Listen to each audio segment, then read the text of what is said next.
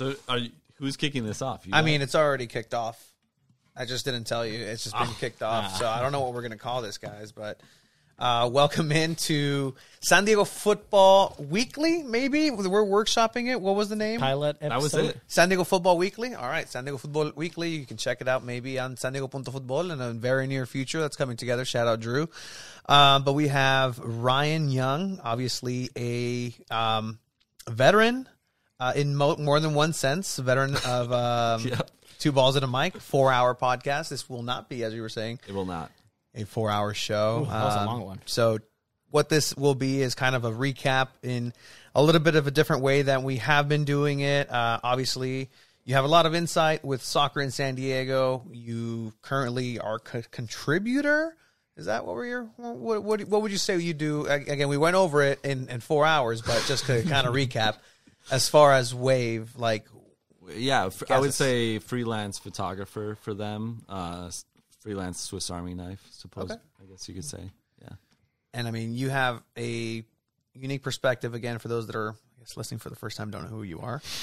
You also work with San Diego Loyal for content and made a lot of contributions there for the building of this team. So, I mean, we kind of wanted to talk, especially, you know, a little bit of that spiciness that we talked about. I know you weren't here for that one, but last time we had Ryan in this garage, there was some thoughts, and it really kind of struck a nerve with some people as far as the state of San Diego soccer in a lot of ways. We got good feedback. I don't know, did you get any feedback from anybody? Clubs? Yeah, I mean, I got a lot of feedback from, I would say, fans, just friends that I made here in San Diego, and a lot of it was really positive. You know, a former assistant coach from Loyal, also Carrie Taylor, I'll shout her out. She, you know, I talked to her. We were talking because she's getting married, and I'm going to possibly photograph her wedding. But she was like, you know, I just appreciated how honest you were. Yeah. So I think that was it. You know, like, I have a lot of love for Loyal, always will. You know, I spent 2 years there, and, you know, blood, sweat, and tears into that. You know, but so, like, I think the point for this too is, like, isn't probably as spicy as maybe that you know, some of the things we talked about were, but I think it's all just wanting soccer because I believe it to be something that can be the main sport here in this city. And I have a lot of passion, and you know, some of that boils over sometimes, but it's all, you know, coming from a good place. And heard a little feedback from, you know, one person in their front office, and, you know, it was just a quick, easy conversation. It was, you know, hey, nothing's personal, and you know, it's like it was holding, you know, Wave to the same level that I'm holding Loyal, and that's high expectations. And I think, you know, if Ricardo Campos would have his say here too, he would be like, yeah, you always had high expectations. So, you know, even if I'm not working for the clubs directly in a full-time role, it's like I always have really high standards. So. And that's kind of, again, type of the lane that we'll go into a little bit, because we do have those same expectations of Wave as they're coming in, right? They have more resources than Loyal have. I mean, than any other team in San Diego. Yeah, really. I mean, other than the Padres, right? Yeah. Who else? I mean, they're the team with the money, man. Like, you expect a lot of things, and if we're going to talk San Diego Wave, let's talk about what we're able to say right now, which is we haven't gotten much preseason-wise. Yeah. So there was, you know, a leak of the uniform that was accidental. I know that a lot of people were surprised by what they saw. Some people weren't surprised by what they saw, the lack of sights for those uniforms. And, I mean, you get what you get. People either believe it or didn't want to believe it, that you're going to get two of these. And then we start getting into the new, I guess, custom-made uniforms that are hopefully not just the template, you know, T-shirt-looking uniform, because the players deserve better. And honestly, like, that's where they are lacking. And not to take this in this way already, but I know this show structure will be a little bit different just because you want to kind of moderate some conversations and, you know, bounce off of us, which is interesting. And it's very enjoyable for us to just talk too. Yeah. No, I think of the, you know, my intent here is to really, kind of get more deeper onto the soccer insight both of you guys have. Yeah. And I think mine is, built in curiosity. Growing up in Wisconsin, it's like I grew up with the indoor game. Milwaukee Wave was my soccer team. Yep. And really were until I started working in soccer, kind of dating back to 2013 when I was in Fresno, and Fresno Fuego was a PDL team. And since then, really until I joined Loyal, I had never been this kind of invested in the game. So a lot of mine is like curiosity, but also like, setting up maybe diving deeper onto some things that maybe, are obvious in the game, but obviously maybe not as obvious in the game, and kind of getting both of your guys' perspective. But just touching on Wave in the preseason, you're right. There hasn't been a lot that's been shown. Yeah. I've been there for both of their preseason games the last 2 weeks. Okay. And they've both been closed door, no lineup. I know Houston was the first one, and actually they put out video and photo, and a lot of the fans were saying like, "Hey, Wave, why are we seeing this on Houston, but we can't see it, from you guys because it's at your training facility." Same thing with the KC game this past weekend. It shows who scored for KC, but then for Wave's goal, it says San Diego Wave goal. So it, and that's a trust tree that I have to have with them, is that I can't 100%. Obviously share who scored or, lineups and all that stuff. And I respect what KC Stoney is doing. It's a lot similar to what we've seen with Loyal in terms of not wanting to show who scores, not wanting to show lineups. And I think probably the only thing I can share is like they have been trying a lot of different lineups that, they're probably working through. And I think the one thing we can look forward to is this Saturday, the game's going to be covered, and talking to Tyler, their social person, I believe it's going to be covered a lot similar to what you would see in a normal game. So I would think you get a starting 11. I would think you would get information about who scores, probably even hopefully video, if that happens.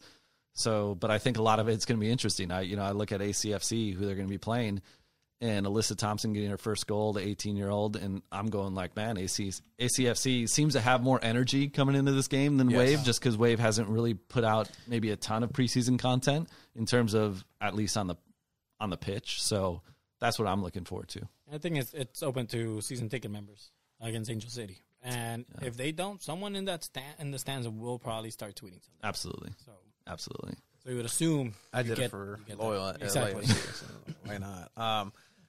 But I mean, why is there so much red tape with sports? Is this just in general in sports? Obviously, there's a level of secrecy that goes into it, but like, I know like your SD cards don't have 8 pictures.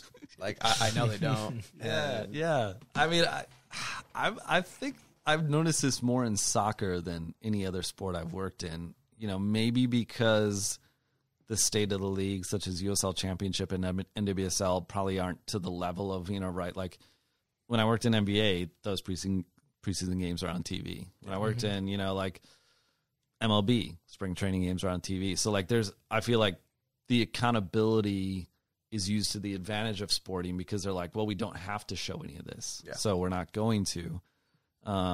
Which has been tough for me, because I'm going, why can't we do this? Why can't we show more? Like I've talked to Wave about doing some projects, and they've been, receptive, and the sporting has given the approval to do them. So whether that's just getting more of an aspect of what a player's personality is, that's sort of what I'm, I guess, hopeful to do with Wave, is just, like they have a lot of really awesome personalities on this team that I feel like most fans don't really see outside of coming to a game and maybe staying afterwards to meet the player and get an autograph. But that's sort of, I guess, the preseason content that I feel like to me is more important than really showing necessarily what's happening in the game.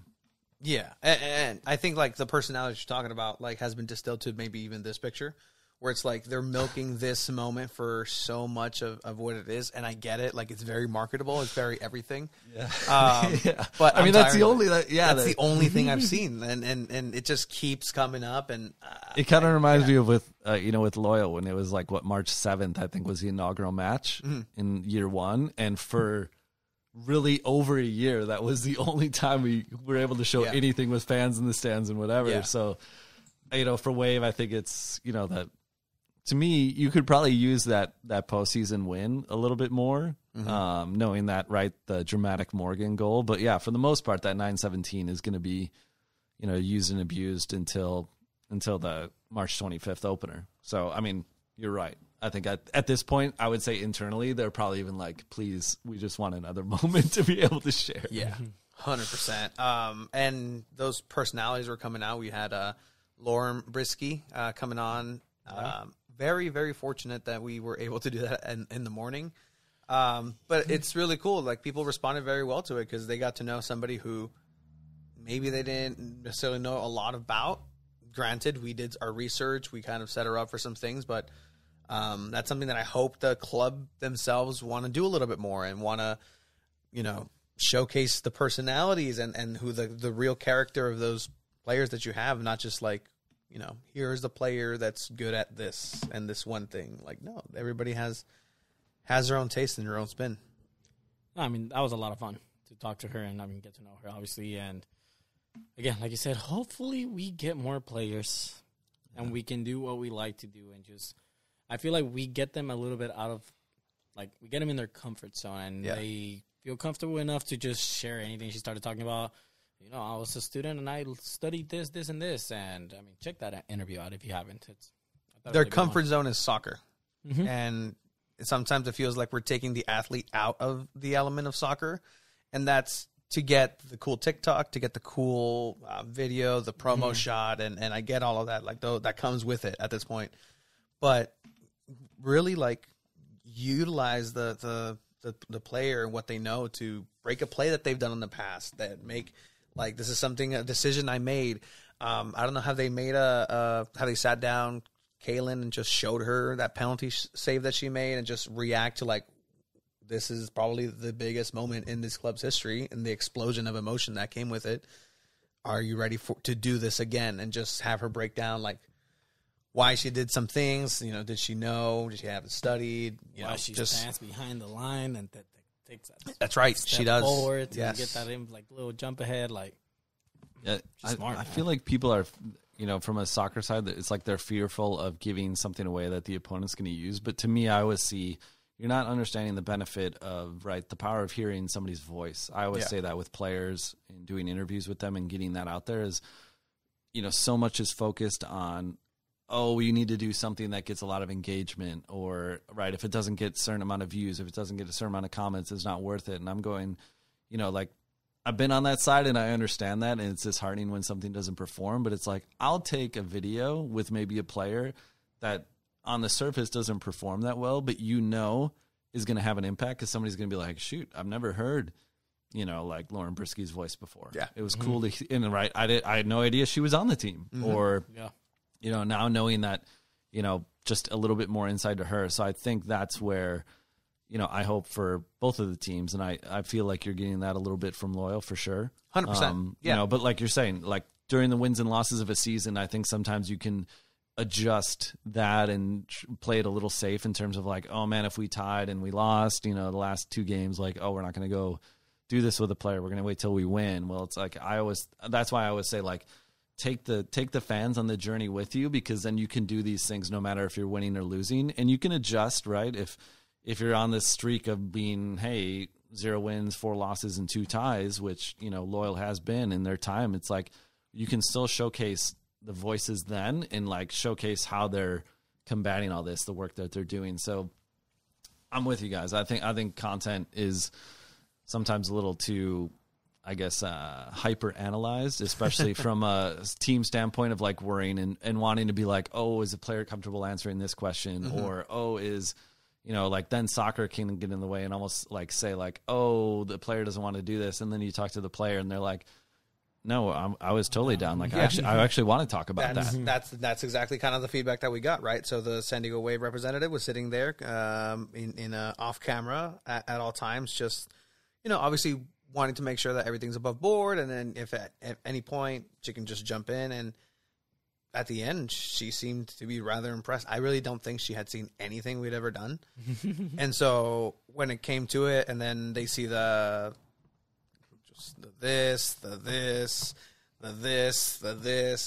highlights, like, oh, okay, that this is different from what I see every day. Like, and then the player like really seemed to be comfortable, and obviously she even said she was nervous right before, like she was nervous to kind of do an interview, and It's always funny seeing the reaction when you play the intro because we can see their reaction. They don't know we can see them. Yeah. And that's with everyone. That's been with you, with anyone that's been on an interview with us on Zoom. And we're just like, look at them. They're smiling. They're My excited. favorite is when they bob their head. Yeah. Like, okay, they like the song. All right, cool. Absolutely. No, but I say this in really all the work that I do too. It's no matter what I did in the past, like I got to prove myself today.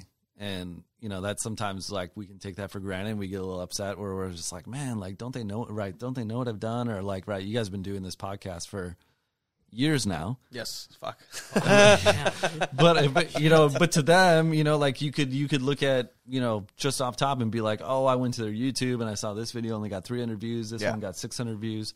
But I think like, right, if you allow yourself to be more open-minded, and I'm saying this as somebody that's probably been, closed off at times in my career too. And it's like, you have to be open, especially if you're in a city and you're trying to connect because, right, San Diego Union Tribune is only going to do a certain type of story. Like, I was really impressed to see all the coverage Loyal did with them to begin the season, and I think that's phenomenal. Yeah. I'm curious now going forward, like, hey, are they going to have a photographer there at a lot of games? Are they going to have a writer? Are they going to have a columnist doing stuff? And, like, I really hope because I think, like, these teams deserve this coverage, and I think San Diego Union Tribune would realize that there's a appetite for soccer in this city. But those are the types of things where, like, I think there's the people that are doing stuff weekly, day in and day out. I'm not saying that's just because we started a weekly show on this, but, like, like, I think that's where I'm hopeful. Do you guys want to talk Loyal? I'm down. I mean, sure. I mean, San we didn't get you Diego fired Punta from Wave. Futbol? Great. Let's get you. I can't get you fired from Loyal anymore. So No. Well, like, I'll say this. Right, a 1-0 victory in their opener.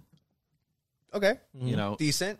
decent. I would say what I was glad about, and then I'm going to flip this to a question on you guys, is I was impressed because I feel like this is a type of game where in years past it would slip away and be sort of a draw that would leave you with a taste of like, man, we let one get away. And as we saw even back to last year when the wins were more than they have been the previous 2 years, that this is a game when you look back on the season and you're going to go, man, I'm glad we pulled this one out 1-0 and got those 3 points because these are going to be big. But for me, before this game, I said I wanted to see a confident maturity, knowing that there's a lot of returners, that Nate, right, being a head coach and the operation that he's kind of led with Landon there the previous 3 years, like not much is new. So I wanted to see a confident maturity from them. Did you guys see that maturity, or what did you guys see in this first game? I think I saw a lot of players comfortable enough that they already knew what Torero's like. They already knew what the atmosphere is going to bring. And they already kind of know what Detroit also does, right? They're a competitive team, but again, you build off this, we're a fortress at home. Like, we can't be beat at home, and you have the expectation that we have to win this game. And the confidence, you speak of confidence, and I can say yes, but then, I mean, I expected a 3-0 win. And that was my prediction. And I was very disappointed with the lack of attack that they provided. Where'd you think those 3 goals were going to come from? That is a really good question, actually. Great question. Chiva. I really thought... Chiva. Homer. I really thought Conway was going to step up and he was going to get something going. I really thought Toomey usually ends up coming in clutch for the team as well. I think I said...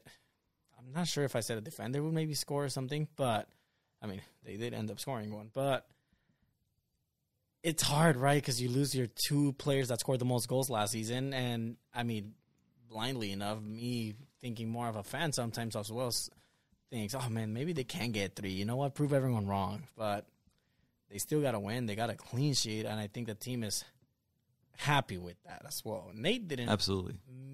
Wasn't fully satisfied. I don't know if you want to add on to any of that. He's never going to be fully satisfied. He's always going to say that just because obviously there's still some things that need to be worked on, but that's Nate Ball. I think that game was as classic, as you were saying, San Diego Loyal as it gets, where Miller it's Miller Ball, yeah. Sure. Where it's just nail biting to the end and it's uncomfortable, and that moment was coming. Like, it was mounting. Coque Vegas makes a great save in the second half. But it just didn't come. And so emotional maturity of the people on there, I think the people who have been there since year one showed, and that by that I mean Elijah, even though he didn't have the greatest of games, but just having that confidence of him knowing, and that's to your point, knowing what the dimension, knowing what everything is, because Torreira was a weird setup too. Like the sidelines are super angosto, super tight, super, what's the word? Not wide. Angosto. What's the word? Angosto? I'm zero help here. Yeah, you are. Fuck. They're not wide. They are narrow. Yeah. From the distance from the sideline to the box is rather narrow.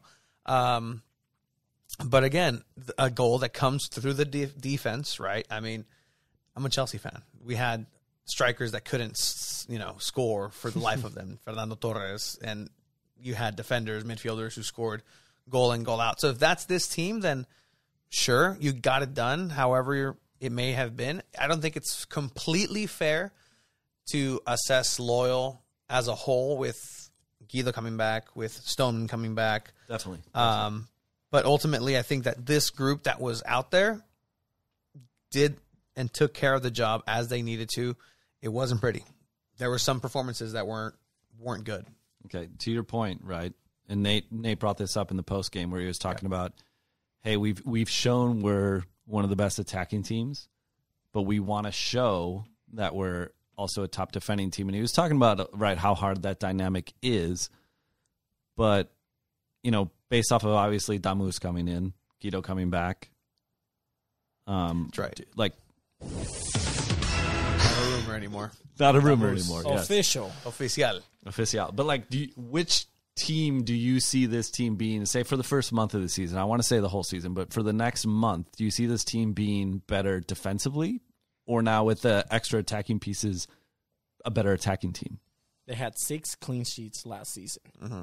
You're 5 away from tying that already in the first They only game. had 6. They only had 6 clean sheets last season. Yeah. Okay, had the 6 clean sheets. Duran obviously got 3 scored on him when he played. In an easy way to answer your question, yes, they're going to be more defensively if this is what it's going to look like every game. I'll tell you this though. You brought up being nervous and you kind of sensed, oh man, they're going to tie it up. Mm-hmm. I didn't get that feeling. I thought Detroit was going to score. I didn't. I mean, I was fairly confident. I said, was you know what, happen. Loyal got this game already. And I think that's something Nate mentioned in the post-game press conference as well, saying, I was very happy with how he closed out the game. They had control of the ball. Yeah, you're going to get that little, oh, man, that shot. Oh, boy, Koke, thank you. Like, you didn't let the ball slip away. But I was pretty confident. No, they're going to win this. It's 5 minutes left. You know what?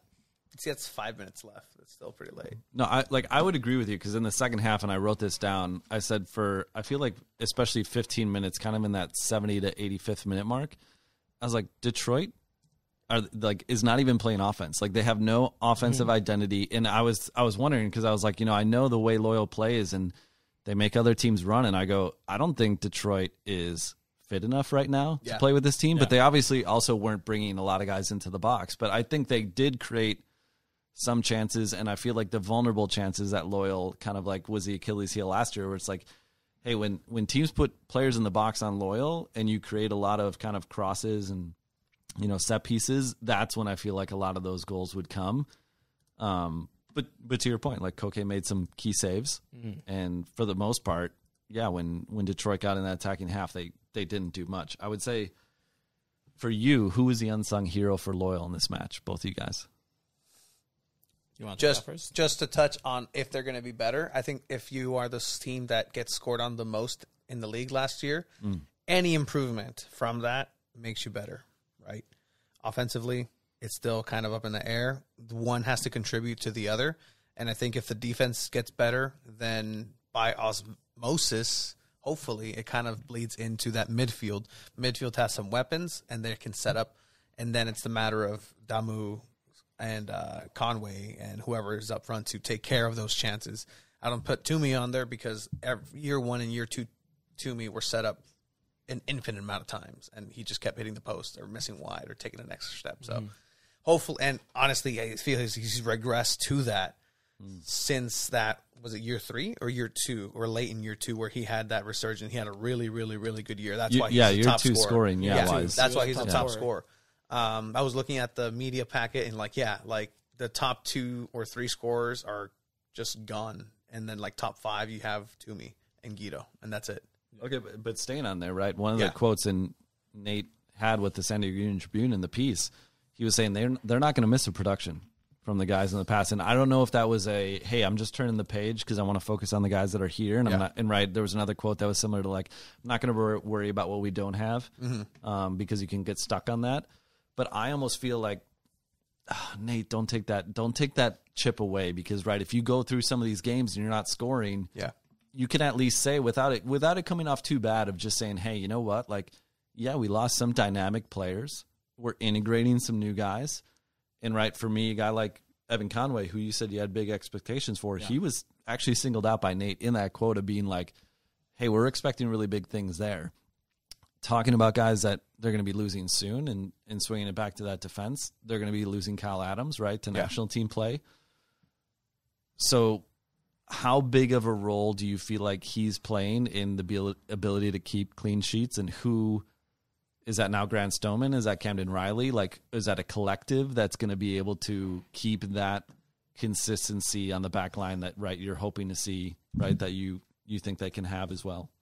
I think losing Kyle Adams, personally, you lose a starting defender that you have, but I don't think it'll affect much if you add Stoneman back to the lineup. And that goes back to the interview that we had with Koke, right? I asked him, how comfortable are you with the same backline that you had last season? Sometimes that doesn't happen. And he expressed, it's good. It's a good thing because you already know these players. You already know how they play. You can communicate better already. And I think adding Stoneman to just that lineup once you lose Kyle, it's going to look a lot the same. The problem's going to be when Stoneman gets a red card or he accumulates so many yellow cards. And then you have to adapt and maybe add Camden, and that's a center back, or you're going to have to change the formation, and that's when it's going to get tricky. It's not going to be a lot of the times, but it's going to happen during the season. And it's going to happen when it's an important game that you have to win. When it comes to maybe on the verge of making playoffs, or you're fighting for that first seed in the West, it's going to be one important game like that. And that's something that now Nate has to figure out, right? It's not on Big Papi Landon anymore. It's on Nate Miller. You can't hide now. behind Landon anymore because you can always say the inexperience of Landon as a head coach is what led to this and this and this, where that's kind of where last year when just even in the past when they were stagnant, right? There was a point where they were just stubborn and just didn't want to change. And I hope that Loyal just isn't presented with that opportunity to be stubborn once again. And I can see the season going in a direction where it's the opposite of last year, where 0-4 was hey guys, what's going on? And then boom, here's the best offense in the league for a big chunk of the season. This might be another one where, hey, they're going to start well, but they might be figured out. And if you have Damu's coming in and he's going to be able to be an X factor, and I don't think people are expecting, and people didn't expect Adrian Perez to be as good as he was and just be as explosive and contribute as much as he did in that first game. And I think if you're able to just kind of harness that ability and utilize your players right, he has to admit, Jack Blake should not have been playing on the right. And if you play players out of position, you're going to run them down to the ground. You might get them injured. And for the sake of the system, if it works, great. Mm-hmm. But if it doesn't and you need to make those adjustments, if you need to, say to me, you're not playing because I need Perez here more in this area, then that's what you have to do.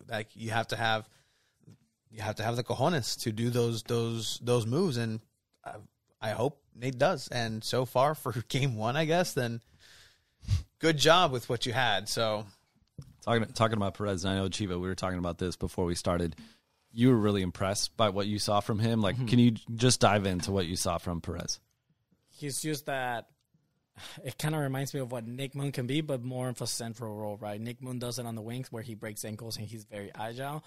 He has that in that close space environment, and that goes back to his MASL experience where it's very closed off and it's tight spaces where he can literally just take on players on tight space and just explode from there. And I think the possibilities can be endless with what he brings on the table, whether it's coming off the bench. I think if he's not a regular starter, and he's a golden sub to have. Yeah. Like, you bring him on in the 65th, 70th minute, and some teams are not going to expect this guy coming. Do you think he started because he earned that during camp, or was it more a product of Guido not being available for selection? Yeah, because obviously I think being that out. Guido would have started that game. Yeah. Guido would have started that game. Where in the role of Perez. Maybe not in the role of Perez. Maybe Toomey fits in there, and then Yeah. you sit Guido a little bit back. But definitely that isn't a product of Guido being injured. And I think that's would have been ideally what you wanted to kind of start with. Guido, Corona at the same time. Let's go. But I mean, Perez is just giving him that reason to start him and it's to play healthy him. competition. I mean, it's you keep Guido on his toes, you keep Toomey on his toes, and it's a player that you really didn't expect. I mean, you told me preseason, dude, that's out of number 47. He looked good in preseason. Yeah. And that was even before we knew, Adrian Perez. He played at MASL. Mm-hmm. He played over here. And I think it's a good addition to the offense, especially losing important key players last season that would score goals. So, will he get a lot of goals? I don't think so. He'll contribute to a lot and either get fouled in important positions because, again, you bring him out on a super sub, and if that's the situation, then you have tired legs out there. Some of these USL defenders have just sequoia legs and just go stiff and start jostling each other, and they'll foul somebody. And if they can take advantage of, say, set pieces or just take advantage of just the quick heads-up nature of this, say, Adrian Perez is on there, the tempo has to pick up. Everything has to be a little bit more fluid and exact for him to just and have a freedom to do what he wants, too, because he took on a couple players at once and attacked them pretty hard. So if you have that as an option to just kind of, as an X factor, just throw him in there, that's going to be a weapon that you can utilize over and over again. And that's kind of what Among became when he was having his injury problems, right? You had Kyle Vassell up there. Yeah, you threw in Conway, but you kind of switched those off too. And then you can tell when Thomas Amon came rolling, it's like a cannonball. Like, he had that energy just... That's going to bite Loyal back in the ass. Hopefully not, but...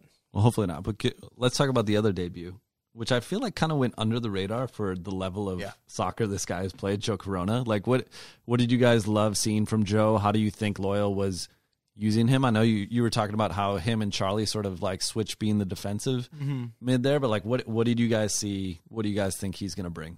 I think it's important for fans to know that the expectation of Joe Corona being the main guy is a little unrealistic. The experience he has, yes, he has it throughout his career. He has a successful soccer career.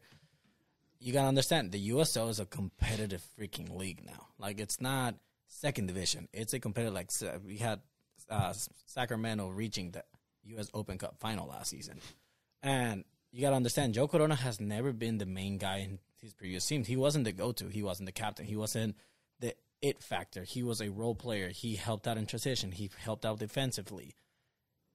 Now he has the role where I'm the leader. I'm in charge. I got to take this team, put this team on my back, and I hope it kind of doesn't burn him out, and I really hope he's successful at it, because I really think it's the first time that he has that responsibility. So, not a bad game. Nate Miller praised him at the end, saying he had the legs of an 18-year-old. He kept running. It's a very nice compliment. It is. Yeah. It is. But I think he's a great addition still. I think he can contribute a lot. Do we need a player in that position? I don't think so. I think I still prefer Colin Martin and Charlie Adams. That chemistry that they have, I still prefer it in that center midfield. We'll see once Guido comes back and Colin Martin's at 100% again. We'll see what Nate decides to do, but I don't know what else you want. I mean, Joe Corona's your dog. He's your homie. Sweetwater, right? Yeah, Sweetwater. He's your alumni buddy. I mean, he's... You don't need him to be on the score sheet. You don't need him to be the most important player. You don't need him to be that center focal piece of the team. You don't build the team around Joe Corona. Yeah. And I think that's fair, especially what we've seen from him. And in this game, like, he had flashes. There was a play where they were smooth with it. I think it was the little back heel pass. Yeah. And, he the quality is there, right? That's the thing that's said. Like quality is permanent, or class is permanent in that sense, right? But I think there was a little added emotional oomph for him as well. It just kind of gave him that extra energy being at home, and obviously just doing your job, right? Like he was content with what he saw and what he did, but he knows he can improve a little bit more, especially when you hear him say like he's here, and a big portion of it is his leadership, right? Usually when you hear that from athletes, that's very Sal Zizzo-ish season. That season he retired, like leadership role. Like I'm here, kind of being a coach player. Not necessarily saying that because he put in a full shift. He put not full shift. He put in a full shift last game with a full 90, and then this game getting some very important minutes here. But he did what he was supposed to. I feel like. Can he do this on a consistent basis? I don't know, and that's going to be where. If Nate expects him to and then just throws him in there and expects that same result and same contribution every game, is he going to get it? I don't know. And I hope that if he does, great. If he doesn't, then have the vision to say, I need to switch something up. I need to bring Guido down. I love Guido in the center mid position as opposed to center attacking position just because he's a really good tackler. He loves to go after the ball. He has that bulldog mentality at times. He'll foul. There's a reason he had a red card during the Oakland game. It was but he'll go and track back for a ball. And I think too, Joe was in important areas where he had to be covering the field, and there was a couple where he cut off the play just for knowing exactly where to be. So that's that experience. So he did all right. Yeah. He did all right. Did he do great? No. Do you feel like I feel like it's a little bit of a product of once these other players understand, because I get the sense like Joe's going to set up a lot of guys. Yeah. Just with his craftiness, right? The back heel pass. I think there was also a play early in the game where I feel like, like Moon could have got it to Corona and didn't and took a shot. Mm-hmm. But I feel like once these guys understand, and it goes back to something we talked about, right? We're like, no matter what you did before, you got to prove it all over again. Yeah. I don't think Joe necessarily has to prove anything, but I think these guys are going to realize how maybe unselfish and how willing Joe is maybe to set them up, right? Because he's, like you said, he's not going to be a guy that dominates probably the goal sheet, but I think that's where I'm intrigued to keep watching. I know Colin Martin came in supposedly, right? You guys talked about maybe with a little bit of a knock in this game. Yeah. But is he a guy that could, I guess, take some of those minutes off of Joe, or who's going to be that guy to take the minutes off Joe to keep him fresh? For those 18-year-old legs. If you're going to be keeping him in that same role, it's going to be a rotation between him, Charlie, and Colin. So that's the way. Unless you drop Guido and then you're able to start Perez and Toomey again and Conway on top, you add Damus. How do you pronounce that, Tony? Damus. You add Damus, then he'll probably rotate with Conway up on top. So there's a lot of options Nate has, and it's going to be interesting to see what he does this season, which is, it's exciting because now we can really say, well, it's Nate Miller's decision. Mm-hmm. And I'm very excited about that. It's no more, well, Landon barely said this on the press conference, and I say barely because we on Tony, he answered the question. No, it's a team that's going to come together, but I think with Colin Martin coming in, what's going to happen is, and one of my least favorite players in Chelsea was John Obi Michael. You know who John Obi Michael is? I do. Perfect. Star forward for Love this nation. So John Obi Michael was a Nigerian center midfielder that played for Chelsea under Jose Mourinho and that great Didier Drogba, Frank Lampard times. Like, great. You always knew a game was over when John Obi Mikel was put in the 70th minute because he would just lock shit down in the midfield. It'd be a 1-0, it'd be a 2-1, it'd be a tight match, but then once that player goes in, controlled. Everything is the most boring game you've ever seen. This game was a boring game at the end of it. But I think if you want to slot in that tempo of a Joe Corona, that's kind of the product that you get too. Everything gets slowed down. If you throw that in the 75th minute where you need to tighten things up in defense, you need an experienced player, you need somebody to pick up a yellow card, but also be able to move forward on the counterattack with a good pass and vision, that's when you throw Joe Corona in. But you have Colin in there, and depending how the game flow goes, say Charlie's just kind of not with it, you need another right leg in there. You kind of throw him in there, also complementing what happens up top, right? If Evan Conway's not happening, you move him out, you move him to the side. There's a lot of pieces to play with, and again, it's going to be up to him. That's going to be his decision for Nate to really put his best 11 out there. So I don't mind not being Nate Miller to make that decision. See, that little back heel. Yeah, talking about other hard decisions, Jackson Simba, right? Mm-hmm. Probably starts this game because of Stoneman Yep. not being able to play because of discipline from the playoff game. But outside of the goal, which I thought was incredible and really, really lifted, because I thought in the beginning of this game, I was seeing more individual effort and hustle from Detroit than I was Loyal. And I feel like Loyal maybe had some jitters, maybe working through some chemistry things, with guys that not necessarily were here last year, but just kind of figuring it out. And that goal really lifted this game and changed dynamic.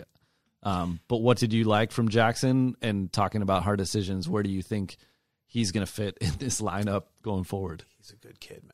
He's a good kid. The team loves him. Like, talking about that emotional aspect, like this team came to him and just celebrated him. And he's a big old kid, and he's really good at what he does. And obviously getting the chance, and he stepped up, right? He's been a very productive player. He's already scored last year. And for his short time on there to get 2 goals as a defender, that's pretty impressive. In defense, he has the stride, he has the touch, he has the qualities, that raw power, and that raw technique to be able to be a great center back, especially moving forward, and dangerous up top. But I think that if it's going to come down to it, he's going to get his minutes because of Kyle Adams going to New Zealand. And that national team call-up for him is going to allow for more experience in this league. And, I mean, you have a really solid just pairing, too, with Ebby over there, too. A very different built center back, even from Stoneman. Like, that, Ebby can fuck somebody up. I mean, and I mean, I don't think he starts the game against Phoenix. I think Jackson. Yeah. Really? I don't think he'll start. I think he'll go back to Stoneman, and if he does, then that just shows you what. So if Adams isn't there, who's that? Do they play the 3-back, or do you think they change? I no. If Adams isn't there, then you can't start Jackson. Is Adams going to be here for Phoenix or no? They made it seem on the broadcast that he was leaving like shortly after this opener. Yeah, we'll check in with our resident Nick Duffy, Kiwi, at some point. So if for Phoenix Adams is not available, then yes, Simba will start for sure. But if Kyle is available, then I think Stoneman takes over Simba's spot as well, and we'll see Simba on the bench. But if that's the case, then we'll see the balls that Nate has, right? If he starts the 19-year-old over Stoneman or over Kyle Adams. It's not like we're calling out Nate, by the way. Like we're not. No. This is a good thing. I mean, it's all these are. It's a ballsy call to make. Yeah. Do you put your money on the 19-year-old kid that held it down and scored the winning goal in the first game, and you reward him by keep giving him minutes? I mean, I'm the type of believer that you keep rewarding that. He's playing great. You keep your best players on the field, but you can also play it safe. Mm-hmm. You can also, and that's a lot what Landon used to do. He played safe lineups that sometimes got him results, sometimes got him some draws, and he was all about the performance. And you keep the good performance, eventually the results will come, and that's good enough to get you to the playoffs. To win a championship, you have to make ballsy calls. Very true, very true. I mean, like that's what I think I really loved was the demeanor of Nate, especially post game. Yeah. And obviously that might be impacted because he's a guy that's probably going to show some emotions if they lose a little bit, or not like crazy emotions, but different emotions. But I thought the demeanor in his post-game presser was fantastic. I would say, like, not saying Landon doesn't have charisma, but a little more charisma on the mic than we were used to with Landon. Yeah, a little more volume too. Yeah, a little more volume. But talking about that next game against Phoenix, I just want to run down real quick roughly 2 years ago. Are you going to play this clip? From the beginning or from right here? Right, go for it. Right here? Yeah. All right. I mean, I hate Phoenix. Maybe one of the most volatile social clips ever. Yes. In Loyal history that really probably ignited the engine even further because, right, this is after year one. This is preseason. This is ahead of the opener in Phoenix. Yeah. And I feel like only, I didn't prompt Corey Herzog to say that at all. He literally just said that. But I hate Phoenix. You got to clip that audio. I'm really looking forward to. I hate Phoenix.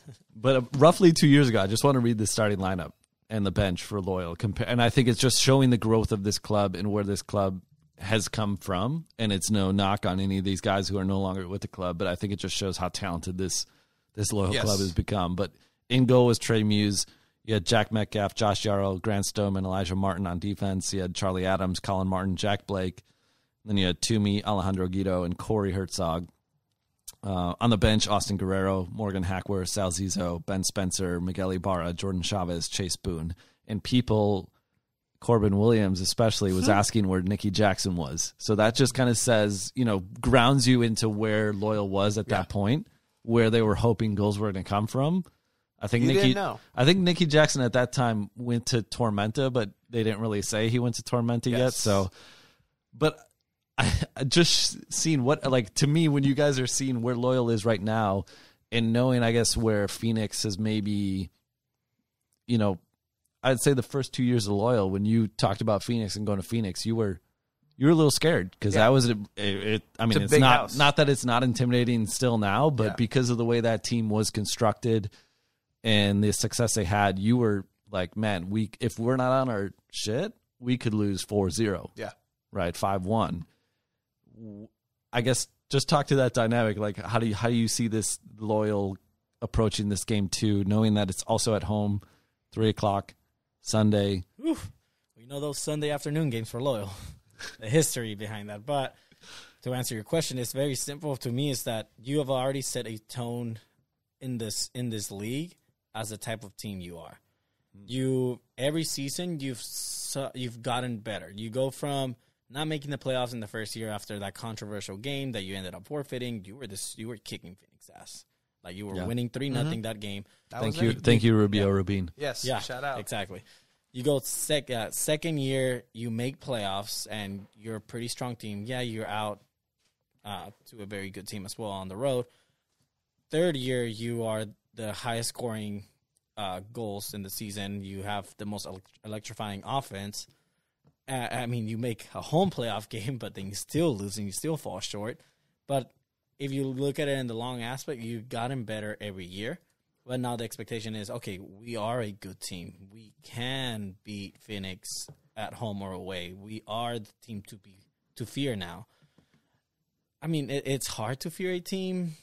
San Diego Loyal, I think the name of it is kind of it's not really someone to fear in that aspect to me. But you see them play and you see the results they make and the improvement, and you're like, oh shit, they are a tough team to play. And teams gear up to this. Now that Landon's not really in the picture in the game, I think I like to think before that players would try a lot harder against San Diego Loyal to impress Landon Donovan, just of the impact that he would have. Before. Oh, so people don't want to beat Nate Miller, is what you're saying? I mean, did Nate Miller score goals against La Selección Mexicana? No. True. So that was but I think the team set the tone already where they're a competitive team in this league. I kind of would say, though, I feel like absent of even Landon, I think people really take enjoyment out of beating Loyal in USL Championship because I think from the start, right, Loyal came out of the scene and they came in hot. They kind of established who they wanted to be, and when you make bold statements, and I was part of that in the first 2 years too. That's why you saw that Corey Herzog clip, I hate Phoenix. Like that was sort of the brand that the team was, right? They maybe coming back from that a little more humble style now, which is fine. And, at that time, right, it made sense to be that bold. But I feel like teams really enjoy, and I think, for a guy like Nate Miller, I appreciate his soccer insight, but I think in a way, I've heard that people, enjoy beating Nate because they think oh, who's this guy, right? He thinks, he's hot shit. I'm not saying Nate has ever said this, but I think just knowing totality, would you agree? Do you think teams really enjoy beating Loyal? If you really think about it, it's the California team, right? You've never watched it. I don't know if you watched Saturday Night Live, but there was a sketch, The Californians, where it's Californians. They talk like this. I'm off to Ventura and Wilshire. That's this team for the rest of the nation. You have Oakland Roots, who's the cool, like, all right, they're the cool ethnic Marshawn Lynch of a team that you're just like, you're California, but I respect you. And I think that LA Galaxy never really had that, but I think, yeah, we're the California team. I mean, you're playing a lot of teams that are... Wait, is Loyal the LA Galaxy of USL Championship?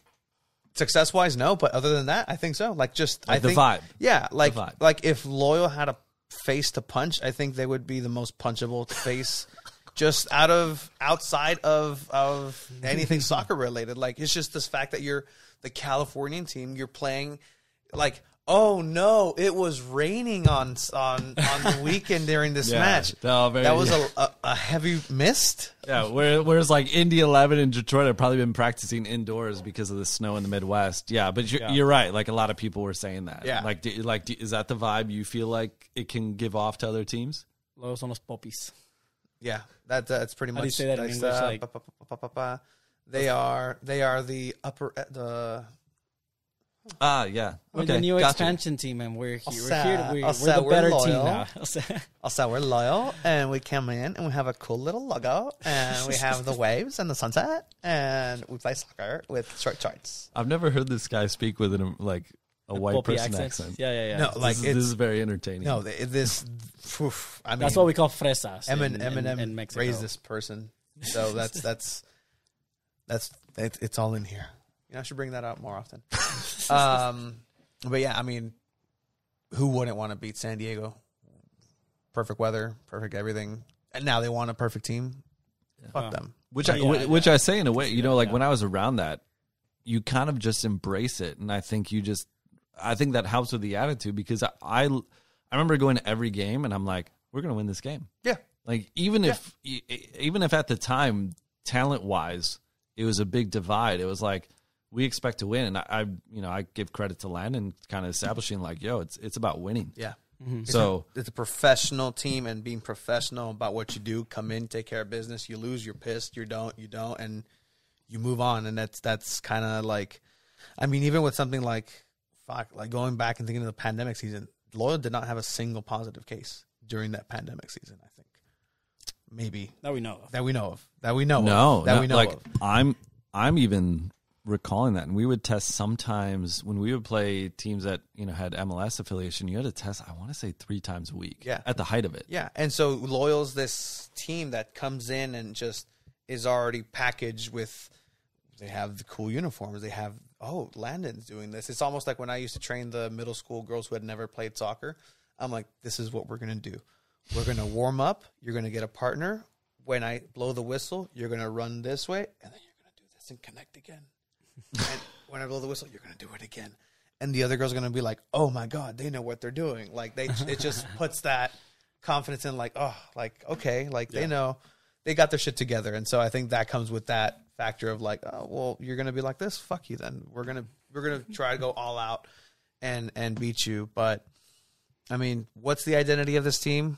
I don't know. Like 109. I love 109. It's a family. It's loud. They give it all. But I want people to fear 109. Not like scared for their life, Querétaro style, but it's Querétaro. Are you saying you want more Chavos to Loyal in 109? Sure, yes, please. I think he's saying like half teams just, be like, have intimidated, like grit. the away team be intimidated by hearing the supporter section. I'm Teams go to Borussia Dortmund and they're like, oh shit, the yellow brick wall. Oh shit. all for kumbaya and welcome to New Mexico's awesome fan. Let's go to this. Let's go to Deft. Let's have a brew. But once that game starts, it starts, and I think that's what kind of like switched for us too. Like in the last couple of weeks, last couple of months, this is my only outlet for soccer. And when I get competitive, it's competition. I'm sorry. Like it is what it's game time. Like do not talk to me about anything that has nothing to do with what I need to be better in this and have a great time or whatever it is. But let's go. And so either you're with it 100% or you're just not. And so there's a lot of areas and a lot of things that have been said here that are in that vein, people might not like it, but that's what it has to be. And if you're a true competitor, that's how you're going to want things to be. You're going to want to win in every aspect.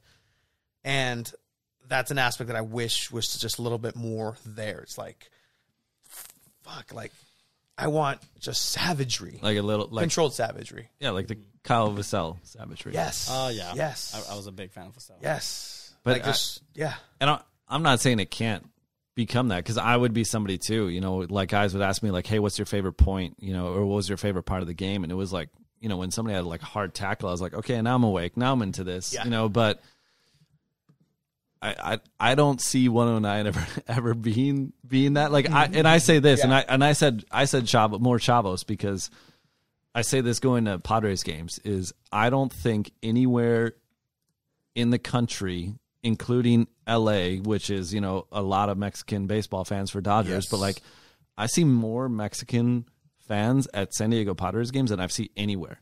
And I recall going to a game and it was like I was sitting next to two guys with face tattoos. And like to me, as a white guy from Wisconsin, I'm going like, hell yeah, like, because these dudes look intimidating. I feel like I'm in one of the final scenes of Training Day. Hell yeah. Stand and deliver everything. Yeah. Everything. Yeah, and that's where I agree, because, you know, like I'm forgetting this girl's name, but she's part of the, you know, the supporters group for San Diego Soccers. Yes, the And- Rojos. Yes. And I have this great photo of her, and she's flipping off. You Angie. know, Yes. Yeah. Yeah. Okay, so yeah, Angie. And like she by far is one of my favorite supporters in this city. Yeah. And I think of that, especially for Wave, and I go, I want her and like 30 of her closest friends to be sitting behind the goal at a Wave match and doing that same thing to them. Yep. Obviously, again, probably not the vibe that's there for the NWSL yet, but I think to your point, you're like, yeah, like I don't know. I think 109 always looks cool. As 100%. somebody that would write, I'm photographing, I'm doing video, it's always looking cool. Do I get the sense of like, oh shit, I'm intimidated by them? No, but I also don't know, right? Like, I don't know if that's the vibe they're going for. Yeah, no, and it's the opposite, and they're harnessing the welcoming aspect, the family aspect of it. And I know, like, even internally, like that's something that they are working on, right? Like they filled up the section, but then you have the songs muffled in a way because some people are watching the game and some people are standing and watching the game. That's always been a point of contention where you have the middle section. Do we split those people up? Do we put drums up here and up here to kind of get everybody in the middle? So, you know, that's their game day. Like that's their game day as it should be. And I really hope, and I heard some new songs, which I'm happy with. Finally some new songs, and we're building the repertoire. It was needed. Yeah. I'll admit. Yeah. I mean, when you go 90 minutes and you have the same songs, it has to repeat. And that's the part of it, right? Like if you're all about the 90 minutes, you're all about the 90 minutes and you have to fill those up. Are there fan favorites? Yes. And you know what? Now you have that solid baseline that everybody should know. You can build the drum section around it. You can get new people. And these are all like the 10 songs that you're going to learn. And then you start building up from there. And so, you know, it's a work in progress, as some people may say, even though it's year 4, year 3. Honestly, Different leadership though, right? Yes, a little bit. Yes. Steve is still there, and obviously he's been there from the get go. But Yeah. I think they've guys like Jerry Jimenez, Drew are not there. Yeah, and I think like that Jerry Jimenez aspect, and that's, you know, giving a lot of props to a lot of the locals, but the Jerry Jimenez aspect is something that I saw when I went to LAFC for that preseason game, the 32-52. I'm like, I see what you were trying to do. Like, I get it. I'm like, got it. Okay. And I think that's something that kind of needs to go back into just the supporter culture as well. It's just that rawness and that on both ends too. And honestly, and I'll say it here, Espen, you're one dude. Let's work on growing it, because if you keep getting tagged, that's fantastic. But I would love to help grow that a little bit more and amplify the message, because honestly, it's been 4 years, and I would love to have the group grow as much as I know the club would also want that to grow. Absolutely. Yeah. Absolutely. And I know how much Espen cares. Probably one of the most passionate fans that I came to know when I was at Loyal. And obviously I see him now sometimes at Wave games as well. Mm-hmm. But yeah, I would agree. I would hope that there's some. I think there would be some definite people in that front office that would be willing to help Espen grow the numbers of Rainbow Loyals, and that'd be fantastic. Because you're right. Like I think you see that in the Sirens for Wave. Yeah. You know, I think from what I've come to know with WNBA and NWSL, probably a lot. I would say a lot more welcoming to the LGBTQ plus community. Yes. You know, so like, yeah, I think there's, you know, but you know, they had a packed house, sold out, looked great on TV. Yep. I watched a game from my couch. Didn't have to sit through that fog and that rain, which I was okay with. But it was a learning experience for us too. Like I was like, never really experienced this. We have cameras now. Like, do we put socks on them? Like, do we like, what do we do? Like, it's a learning curve. It's a work in progress. But, I mean, I like this direction of what's going on here. I know this is kind of like the first iteration of San Diego Futbol Weekly. Yeah. Was it? Yeah. I like we're deferring to you now. But yeah. Yeah, I mean, I like how this episode went so far. And I really enjoy it, and I hope we see it in the community that they also enjoy this as well. And I mean, we're trying to grow this, guys. Trying to give local soccer the platform. We're trying to cover it as much as we can, and it's adding people like you as well to this, and it's just gonna make it happen. So yeah, no, thank you guys. I think the one thing that when we talked about doing this was, I want there to be more media in this city that are covering these teams and doing it right, talking about these little intricate things that we're talking about. And I think that's what, as we kind of get the reps of doing this more than once, and figuring out kind of like what obviously the community is into and what obviously interests you guys, like I'm going to be so excited to go on this journey of this whole 10 months of going through this season. And I hope Loyal goes all the way to the USL Championship. I hope Wave goes all the way to the NWSL Championship, which I hear could be in San Diego. Ooh, yes. Sources. Rumor. I've heard that. Rumor. But like I'm looking forward to doing this because I feel like the attention comes in the beginning, and then it comes from maybe some like highlighted games, and it's tough for these teams to like get the coverage they deserve, and not saying like, ooh, hey, boasting our chest, we're doing it for this. But like, I just want to be a part of that community. If I'm going to talk about wanting more of it, part of this is actively trying to make it happen and give some entertaining kind of digest of, hopefully we kept this under 45 minutes, but if not, we will. If we will. But I think that's what we're going for. So I appreciate you guys being open to this, and I'm looking forward to doing this every week. Hell yeah. And let's keep it going. Let us know what you think if you listen through it, because if you got through 4 hours of Ryan and I before, then it should have Gio was on there too. I was on there too. No, the last one. He was. I was on there. Zoom. You asshole. You weren't here though. Oh, he wasn't here, but he was on Zoom. We moved the table. Like there's but I was still on the episode. You made it sound like I wasn't on the episode, right? Yeah, you did. Well, all right. Thank you guys for watching San Diego Futbol Weekly. Awesome.